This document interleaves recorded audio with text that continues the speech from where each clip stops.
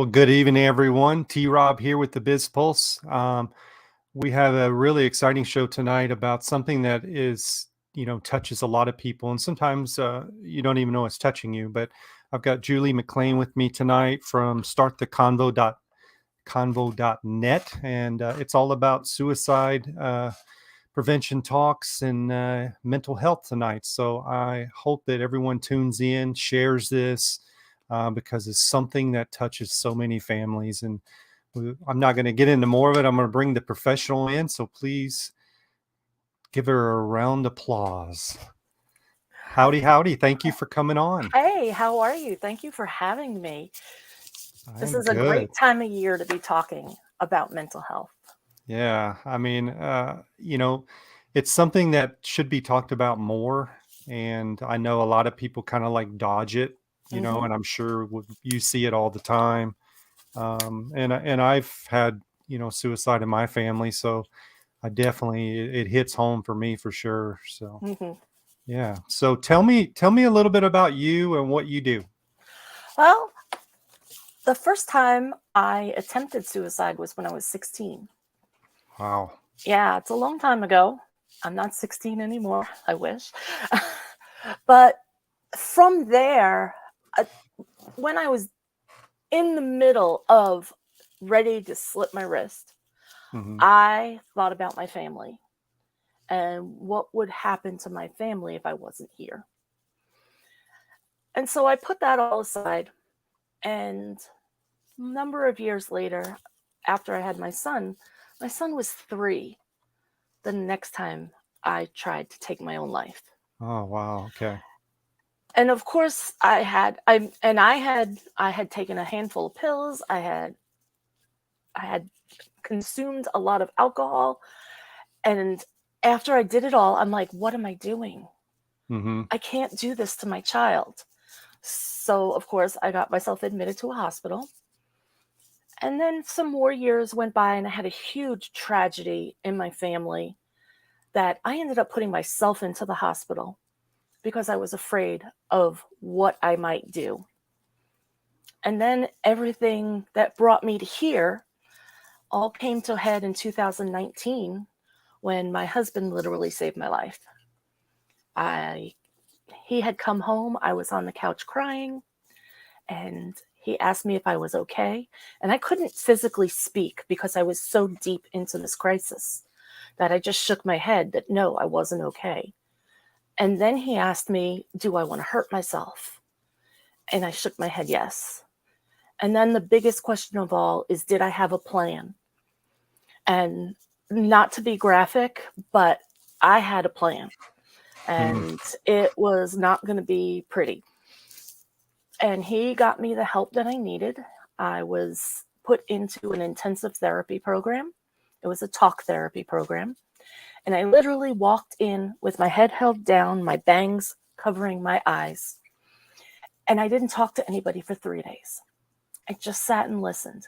They would ask me to talk, and I would just shake my head, no. And after about 3 days of listening to what everybody else was going through, I'm like, you know what? They seem to be doing well because of this. Maybe I'll try it. So I spoke up and I told my story in that therapy. And then I proceeded to talk about what my challenges were and where I needed help. And it dawned on me that, hey, wait a second, this is the first time since I'm 16 that I really feel like I'm getting the help I need. And a lot of it is really all about talking. But I was afraid. I was one of those people that kept everything a secret because of the stigma associated with it. Yeah. I mean, so the biggest thing with me was talking to the people around me and letting them know what had happened. So getting it out. I mean, and that to me is like, from my experience, it's like, you don't know. No. Right. Yeah. A lot of times people go, what, like how, and people go, well, there had to be signs, you had to know. But like you just talked about, you don't tell anyone, you just kind of keep it in. Yeah. because of the world we live in. I mean, like, oh, you have mental health issues. Oh goodness, like it's crazy. Yeah. And it's strange that we think this way because one in four people are affected with mental Wow, illness and it's mental that health high. Wow, challenges. Yeah, back in 2020, it was one in five. Now it's down to one in four, and that's after 2020, goodness. and it hits everybody. I work with NAMI, which is the National Alliance on Mental Illness, and they say mental illness is for some, but mental health is for everyone. We Mm, all deal with mental health, whether we realize it or not. What we don't talk about, we talk about all the times that our mental health is good. We don't talk about it when we're being challenged by our mental yeah, health. yeah, for sure. I think we do that with a lot of things. 'Cause humans, we don't want everybody thinking that we have problems, right? And Right. we hide it. So Yeah. I'm so glad you're sharing your story. And so you've used like what you've been going through all your life. Now I don't know how long you've been doing start the convo.net, but um, Not very long. okay. It's relatively new. I was looking for a path, and after I realized all of this talking and the reactions that I had gotten from family and friends, I realized that I needed to tell other people about this. And I did it one of the more difficult ways, and I did a TEDx talk. Wow. So I'm out on TEDx Ocala 2021, and I'm talking about how a conversation can save your life. And it's not just people who have mental illness or mental health challenges that who need to talk. It's everybody needs to talk. We need to actually recognize when someone just isn't right Hmm. and they're not themselves, because that's something that nobody recognized in me. Is I just I would put up this mask and pretend that I was okay so nobody knew. But I was one of those perfectionists. I was somebody who would take on more than I could actually handle. And then I'd get down on myself because I did, Yeah. because it wasn't perfect when I finished. And it was a really long journey to learn how to put that all aside and how to let others help me and let others in. And my whole mental challenge that happened to me in 2019 really brought that to a head when I literally, the weekend after I had my breakdown, I had to ask a friend of mine to come to my house and sit with me all weekend because my husband had to go out of town. Hmm. And I was catatonic on the couch the whole weekend. And she just sat with me. She Hmm. was okay with it. Yeah. And I'm like, you know, that's what friends are for. And that's what they all told me. Anybody I had spoken to about this, they're like, we're your friends. We're here for you. We'll do whatever you need. Yeah. And I was really surprised about that reaction. And that's why I'm always saying, go talk to people, talk to your friends, talk to your family, talk to a spouse, a sibling, whoever it is. They're not going to tell you anything bad. There are people out there who'll just say, well, just get over it. It's not something you could just get over. And if those are the people that you're talking to the wrong people. You need to find the people who'll support you. Yeah. I mean, so really from what you mean, even from the beginning of this conversation, it's really of talking, right? And Hmm. having an ear that'll actually listen Yep. and try to understand what you're going through, or at least show some compassion. Right. Um, so how do you teach people to, see the signs? Is there a way to, like, people like me that should be looking at people going, are they okay? Or, or, Well, the first thing is if you're looking at someone and saying, are they okay? You need to go and ask them. okay. And if they're like, yeah, yeah, yeah, I'm okay, no problem, no problem, that's kind of a red flag to me that they're brushing you off so quickly. Hmm. If they're acting differently from what you're accustomed to, say they were the life of the party and then all of a sudden they're being very introverted, that's a big change. The thing with mental crisis is it is physically impossible to say help, Yeah. because especially if you're so deep in, you can't say help. It took when my husband got me to a therapist, it took 45 minutes for the therapist to get me to physically say, yes, I need help, because she couldn't help me unless I asked her to. Right. She So that's the one thing. Don't rely on a therapist or somebody else to always recognize it. Some people, especially a therapist, can't help you unless you tell them that you need the help. Yeah. And that's legally. I mean, my therapist even said to me, if you were in my office having a heart attack, I could call 911 and get you help. But if you're having a mental challenge and in a mental crisis, I have to ask you, do you want help? And I can't just shake my head and say yes. I have to physically say yes. That is And unbelievable. it was the hardest yes I've ever said. That's so hard to believe. Hmm. So you're having a mental issue, but they want you to be able to communicate. I just Yep. don't. I don't understand that. Yeah. Like, yeah, And weird. it's not the therapist's fault. That's just the way everything, all the rules are written. That Right. they can't, I mean, and thank goodness for her that she had a contact. She called a facility for me. I went right over to the facility. They did the intake. I was paranoid about going into an inpatient program. So they worked with me and put me into an outpatient program as Mm, long as I agreed to certain rules. So the rules were is I wasn't allowed to drive because my plan included my vehicle. So I wasn't allowed to drive. I wasn't allowed to be alone. And those were the biggest things. And I had to show up for my intensive therapy. Otherwise, they'd discontinue it and my insurance company would stop paying for it. okay. So, and I have to say, though, I have really good insurance. Not everybody has good insurance. These facilities work with people who don't have insurance. So Hmm. don't be afraid of that either.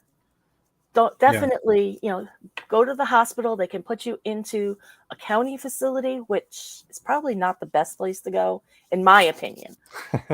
Other people might have different opinions, Yeah. but always remember that these facilities will work with you. They won't abandon you. You're not alone in this. You have Right. support all over. Right. So So, I mean, obviously you've started a business with this and I mean, what is your mission? What are you trying to do? my mission is to end the stigma of mental health and mental illness through conversation, which ultimately will help in the prevention of suicide. Oh, perfect. Love it.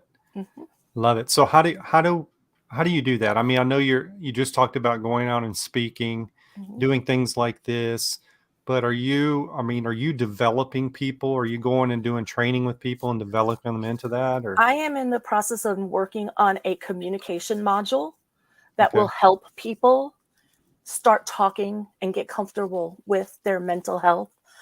One of the things that I've seen recently, and I'm going to try, is I live in Jacksonville, Florida. So I get good weather most of the time. Right. And there's a couple of open spaces there. And I saw a video of a gentleman called Jay Shetty, who is phenomenal. I know Yeah, a oh, lot yeah. of people know him. Yeah. And he stood in the middle of a plaza in London with a sign that said, 1 in 4 people are affected with mental health challenges, and they are afraid to talk. I'm here to listen. And the amount of people that stopped to talk to him was amazing. And I think I'm going to do that. Yeah. I'm not a, I'm not one of those people who likes to get out in the crowds like that, but I think it's important.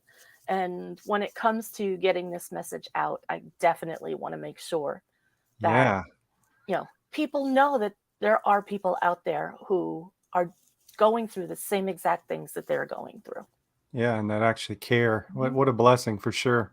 So, I want to go back to like I don't want to dig through it again, but at 16 you said like from 16 on you've had the thoughts. I mean, and I guess from what I want people to hear is like How did you overcome that, or are you still dealing with that on a daily basis? I still deal with it. Okay. There's not a day that goes by that I don't think about suicide. Okay. And that's scary. Yeah. It's those days when that's all I think about that I know I need to reach out to my support system. But I was raised in an abusive household, Okay. and part of my family has a history of mental illness. And so I have to deal with reconciling with myself. I didn't know who I was. I Mm-hmm. didn't know that, you know, I can go from this meek person who didn't know how to talk to anybody and turn into the person I am today. If you had asked me 5 years ago if I would be doing this, I would have told you no. There's no way I would be doing this. And here I am. And Yeah. it's taken a lot of self-work. It's taken learning that I can change my negative self-thoughts. I read a book called Negative Self-Thoughts and How to Change Them by Hemstetter. Shad Hemstetter. It changed my life. It Hmm. really made me open my eyes to the fact that I wasn't giving myself enough grace. And I was trying to be the good girl that I was growing up to be, when in fact I was being the quiet girl who didn't talk about anything. Mm. And I didn't have a voice for myself. And I do have a voice now because I've spent time and I've taught myself how to meditate. I've taught myself how to listen to affirmations that tell me that I'm beautiful and I'm enough and I have purpose. And I've dabbled into some crystal healing and writing in journals. I've done the whole gamut to Sure. try. I Yeah. mean, the crystal healing is wonderful. I don't, some people think it's woo woo. I used to think it was woo woo too until I picked up a crystal and it vibrated in my hand. I was Wow. just, wait a second, no, this doesn't happen. And yes, it does. Huh. So, I mean, I would assume, like, with you going out and doing what you're doing, it's probably a healing part for you as well, right? I mean, Yeah.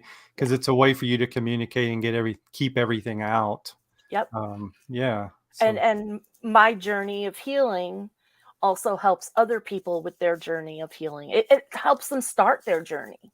yeah. And that's what I'm trying to do, is I'm trying to get people to understand that if they're in a mental crisis or if they even suffer from a mental illness, find that person, that one person that you trust implicitly. I always say, make a list of the people around you Hmm. and then start crossing off people that will not serve you the way you need to be served. And that's what I did, and I found out my husband is that person. He will do whatever I need, whatever it takes to make Yeah. sure that I'm still here. That's great. That's real Yeah. love there. Like, Yep. you don't find that. So that's wonderful to hear. And I know it's probably a lot of times people just deny it, right? They just like, Right. ah, no, there's no issue. Nothing's wrong with you. Leave me alone type deal. Well, Um, I'll tell you a little story. After I had my breakdown, I invited my son and my mom over to my house for dinner to let them know what had happened. mhm. And my mom sat there and couldn't understand it at all. She's like, "How could that be? You're always so happy. You never look like you're really depressed. How could you be that sad?" Yeah. "I've never felt that sad," she says. "How could you be that sad?" And I said, "Because it's not a matter of how sad I am. For me, it's a matter of the neural pathways in my brain that aren't getting the right chemicals that they need to keep me feeling good." Where, yeah, you can feel sad and yeah, you can feel very sad, but most people never go through that challenge and that crisis of wanting to end their life. Right. And finally explaining it to my mom in medical terms really helped her understand where I was coming from. So I'm happy for that. So always remember that if you're talking to somebody, they might not understand. You might want to talk about some of the chemical imbalances that are going on in your system causing this.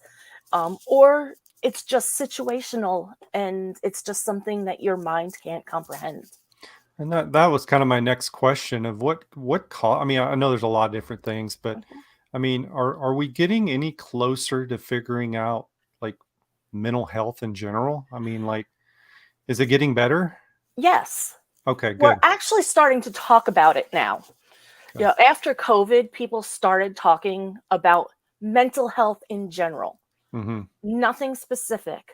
But with the everything that's out there telling us about mental illness and mental health and the fact that just getting it into the world that it is not just one person. I might be having a challenge and talking to you, and you could be sitting there saying, you know, I feel that way too. Mm-hmm. So what do I do about it? You know, being not afraid to start those conversations and saying, hey, I'm kind of feeling a little off and I'm not quite sure what it is. You know, get somebody to sit and talk with you. They don't have to necessarily have a mental health challenge at the same time, Right. but just the act of talking and getting it off your chest. And for some people, that's so hard to do. Yeah. Yeah, for sure. So when you did all these TED Talks, I mean, did you have people come up to you that just said, I needed that. I needed, I mean, I'm sure, like for me, it's a spiritual thing as well. Like, Mhm. there's a connection on that side of like, sometimes people just need somebody to tell them they're loved and listen, right? Yep. So I'm sure you had a lot of that. When I did my TED talk, it was the TEDx and it was in Ocala, Florida, Okay. and it was split up into two parts. So there was a morning program and an afternoon program, and I was in the morning program. During lunch, everybody came up to me. They couldn't believe that I was standing there telling people all about this and Mm, telling my story and letting people know that, there are some famous people in this world who have had problems with their mental health yeah. and we don't realize it or we Right. don't talk about it or we don't know that it was a mental health crisis. Most people don't know that an eating disorder is a mental health crisis. ADHD is a mental health crisis. Hmm. OCD, anything that affects the brain, is a mental health challenge. And Hmm. if we look more like that and at that, we realize more and more that there's a lot of people out there who are struggling with their mental health. Yeah. Yeah. I mean, it's been nice that I've seen, bigger athletes, movie stars, they're starting to at least come Yep, out and share their story a little bit. And I think it's starting to touch like people are going, oh, okay, well, I'm not by myself. Look, this person's right. supposed to be like God and they have mental problems. So anyway, like, Yeah, the NAMI had done a study back in 2020, and they found that over 17 million people started experiencing a mental health challenge that they started canceling appointments or not showing up for things. So there's one of the red flags on mm, what to look for. Um, some people delay getting prescriptions because the 7.3 million people delay getting prescriptions because wow. of mental health challenges. And almost 5 million people weren't able to get health care. That's a lot of people Hmm. when we can turn around and we can just talk. Yeah. Yeah. Let's not get off on the healthcare system that we have. No, no, no, no, no. We're not doing that. we could talk about that all night, I'm sure. I'm Uh, very fortunate. But even in third world countries, people are starting to address the fact that we need to talk about mental health. And there is a doctor in Zimbabwe Zimbabwe had 2 psychiatrists in the whole country. Hmm. And this doctor, and I can't remember off the top of my head what his name was, but he started the friendship bench. And what he did is he trained the elders, the female elders, the grandmas, so to Yeah. speak, of the different tribes, and taught them how to listen and look for people having challenges. And they would go and sit on a bench, and anybody could come sit on the bench right next to them and start talking. New Oh, that's York great. City does this as well. They have bright orange benches in New York City. And if somebody's sitting on there, you sit with them. Huh. Yeah, and you I just didn't start know that. That's talking. great. Hmm. Yeah. Yep, they're So, the friendship benches. okay. Okay. So is our health system starting to, acknowledge or work more in the mental health side? They're working more. They're kind of acknowledging, but I think they're a little bit behind the 8 ball when it comes to their compassion if somebody's in crisis, or even knowing what to do, doctors and nurses specifically, not Hmm. necessarily, the people who are doing these studies, but doctors and nurses in emergency rooms. I've seen, I had a very good friend of mine check herself into an emergency room, and the people in the emergency room just told her, oh, just get some rest and you'll be fine. It literally took her, she actually called my husband and said, can you come and help me? Wow. And I had already gone through my challenge and my crisis. So he went there and he spent the night with her and made sure that she was getting the help that she needed, because you're in an emergency room, and my opinion is that the doctors and nurses in the emergency room do not see a mental health crisis as emergent. Okay. Unlike a gunshot or a heart attack or a car accident, Right. they don't see that as emergent, so they kind of push it off. And we have to teach our doctors and our nurses in our emergency rooms that a mental health crisis is emergent, and Hmm. that person needs help just as much as anybody else. Now, they might not need a physical doctor, but you need to have therapists and psychiatrists on an ER rotation to be able to be there if somebody comes in crisis into an emergency room. Right. So probably the pushback from them would be like, well, our doctors are not trained for that. So Right. how would they help you? Well, they need to be trained. Right. And, Right. and there is a program that anybody can do, and it's called Mental Health First Aid. Okay. And you can look for it online, and there's probably one in your area. Or if somebody wants to contact me, I can help them get some help. I'm a certified trainer. And that's how my husband and I learned that he did everything he was supposed to do when I had my breakdown. Wow. That's Yeah. amazing. And we did the mental health first aid afterwards. Oh yeah. Yeah. I was sitting there Wow. listening to all of it, and I'm like, uh-huh, uh-huh, uh-huh. You're like, yeah, yeah, That I was get me. it. So tell me, like, what's next for you?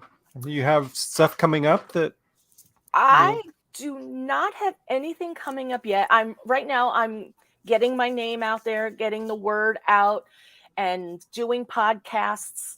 I'm going to associations and businesses and organizations for when they have their conferences to do a keynote or to address a meeting, a business meeting, whatever, because this affects everybody. And I know in corporate America, who talks yeah, about it?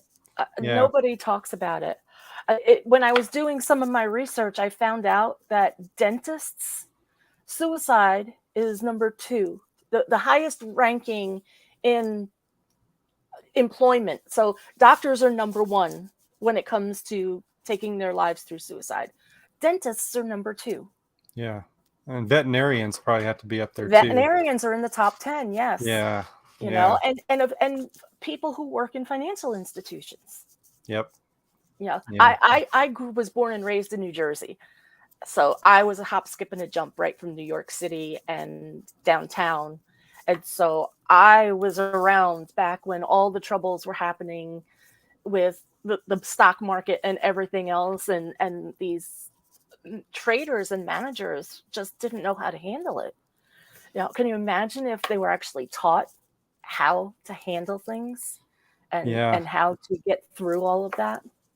Yeah. I mean, that I have a strong business background. So it's always been taught from a mindset of like, do this to make more, to move up. But we Right. never talk about the hard parts of running a Hmm. business, or like the mind. I mean, I get what you're saying. It's something that we forget about. Like, we're I not always training said, people.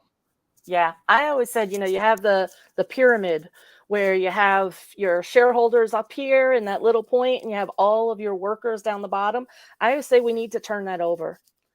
We need to Yeah. think more about the people who are doing this job and less, because if we think more about the people who are doing this job, the shareholders will get more out of it. And we Yeah. still haven't gotten there. We still haven't Yeah. gotten there. No, no. And especially in corporate America, it's Hmm. terrible. We need to try to stop bullying in corporate America too. Oh, I And know. Yeah. Yep, for that sure. that was actually one of my original paths, was talking about bullying in the workplace. Oh, And yeah. and I went from because I was being bullied in my workplace. And Okay. every day I would drive home and I would just want to turn the wheel to the right and into a tree. I didn't want to go. I didn't want to be there anymore. Huh. And fortunately, I have a support system that told me to stop going. Don't Yeah. do it anymore. But Yeah. not everybody can do that. I'm fortunate that I was able to do that. Right. Yeah. I mean, I've dealt with that as well. So I do Hmm. know where you're at, but a lot of people don't. That's something that's not talked about at all. Right. Um, I mean, Right. they brush that under the rug, like, no, there's no bullying going on at the office. Oh, But every day. goes on all the time. Yep. Yep. All the time. For sure. So, So we've kind of talked about a lot of different things, but I mean, I know you want to get to. I would love to hear. I mean, really, what you've talked about before, and it's probably all it is just talking and having someone to listen. Is there any other right. techniques or anything that you could share that would help people like me, that like, I want to help someone? What should I do? Like, beyond just, sitting there and listening. We need to get back to being present and noticing our fellow man and not criticizing them.